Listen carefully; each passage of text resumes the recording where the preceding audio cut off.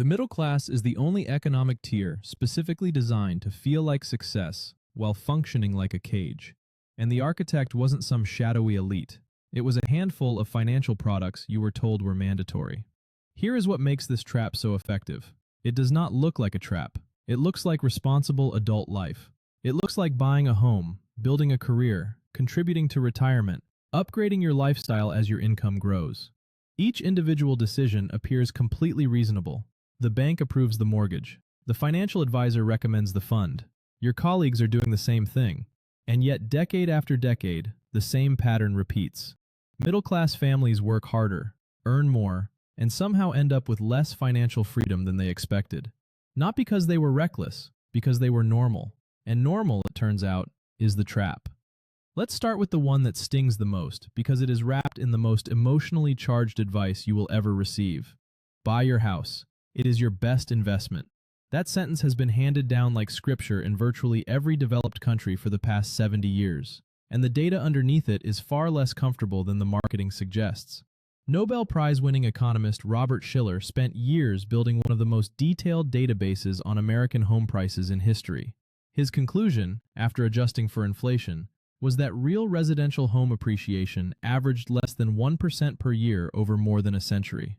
Not the 6 or 7% number people casually throw around. Less than 1% in real terms annually. And that is before you subtract what homeownership actually costs. Property taxes accumulating over 30 years. Maintenance expenses that historically run between 1 and 2% of a home's value each year. Insurance premiums. Mortgage interest that means most buyers pay for the house nearly twice over before they hold the deed.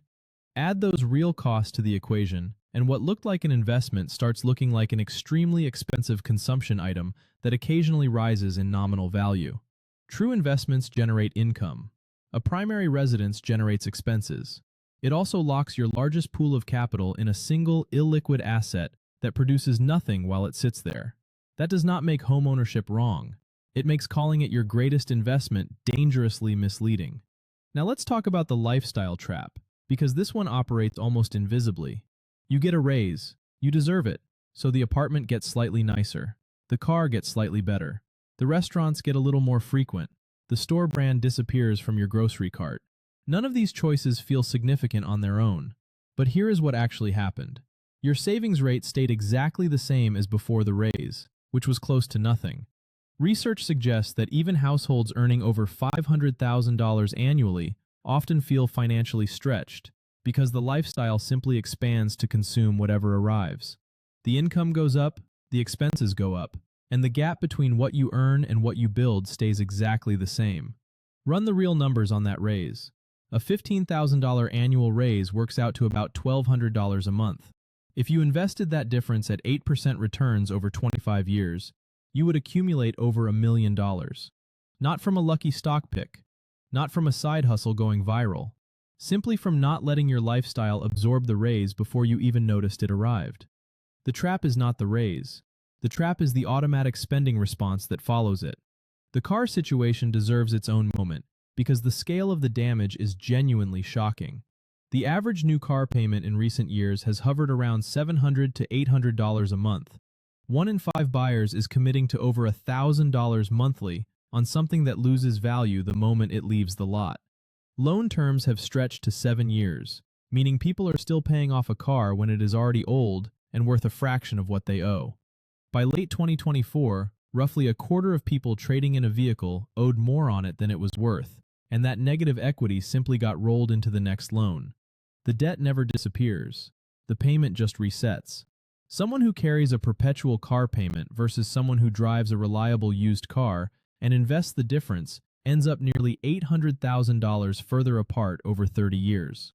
That gap came entirely from a monthly payment that felt completely normal. Credit card debt operates on similar psychology. Total U.S. credit card debt recently crossed over $1.1 trillion. The average interest rate on balances has exceeded 22%. What makes this particularly insidious is the minimum payment design. Research from the University of Warwick found that simply displaying a minimum payment on a statement causes people to pay dramatically less than they otherwise would. The brain treats that printed number as a ceiling and a target simultaneously. You see the minimum, your brain registers the obligation as handled, and the bank collects interest for years. If you cannot pay the full balance this month, you genuinely cannot afford what you bought. That is not harsh. That is arithmetic. Then there is the retirement delay trap. $500 a month invested at 7% starting at age 25 becomes approximately $1.3 million by 65.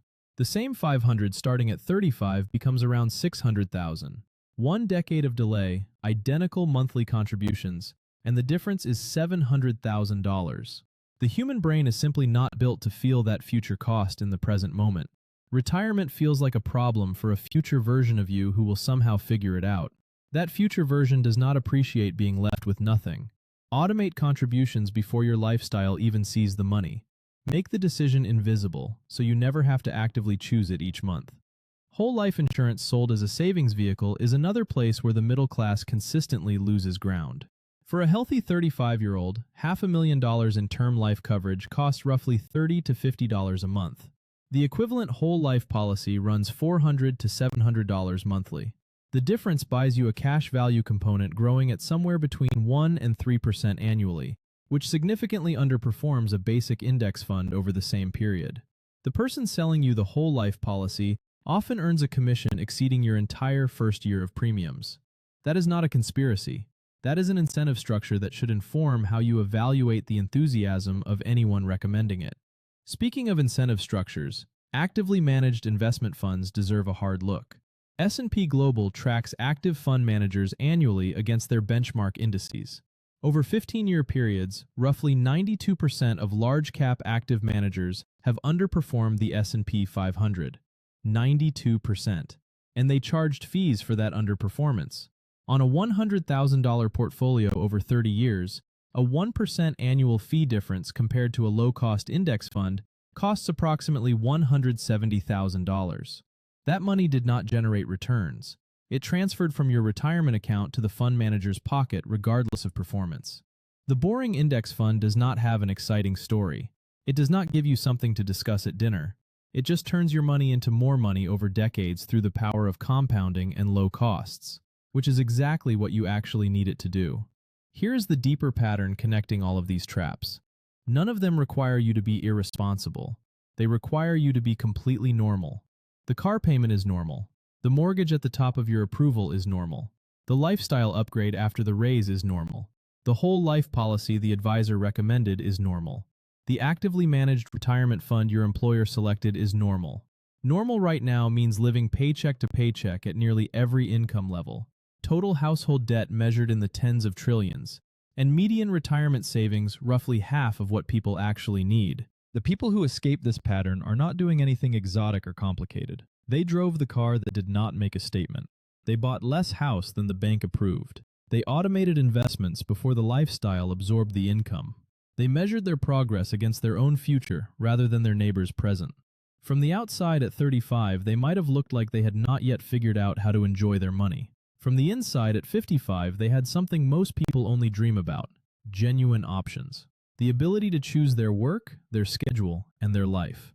The trap is not a single catastrophic decision. It is 20 completely reasonable-looking ones running simultaneously, each designed by systems that profit from your participation, and nobody sitting you down to show you how the whole picture adds up.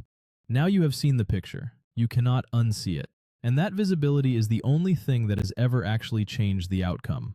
Pick the trap that resonated most deeply, the one where something landed uncomfortably true. Start there. That is where your version of this story begins to change.